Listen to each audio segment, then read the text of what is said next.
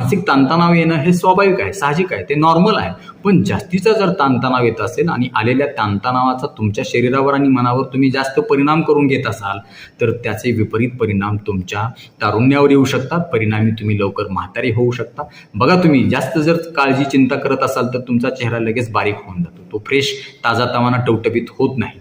आणि जर तुम्ही रिलॅक्स असाल, आनंदी असाल, उत्साही असाल तर तुमचा चेहरा सांगतो लगेच की तुमचा ॲटिट्यूड काय आहे. पॉझिटिव्ह ॲटिट्यूड जर तुमच्यामध्ये असेल, तुम्ही जर मनाने रिलॅक्स असाल, मनस्थिती तुमची चांगली असेल तर तुम्हाला नक्कीच तुमचं तारुण्य टिकवता येऊ शकतं. असं हल्लीच्या धावपळीच्या युगामध्ये हसणंच विसरून गेलो. पण हसण्या एवढं महत्त्वाचं आणि गरजेचं टॉनिक कुठलंच नाही. त्याला काही पैसे लागत नाहीत. तुम्ही चेहरा हसरा ठेवा, छोट्या मोठ्या जोक करा, मित्रांबरोबर गप्पा मारताना, फॅमिलीबरोबर गप्पा मारताना मोठमोठ्याने हसणं म्हणजे आपल्या शरीराला ताजतवानं करणं, कुठल्याही औषध गोळीशिवाय. जर तुम्हाला कमी हसायची सवय असेल किंवा हसत नसाल तर ती आजच बंद करा आणि हसायला चालू करा.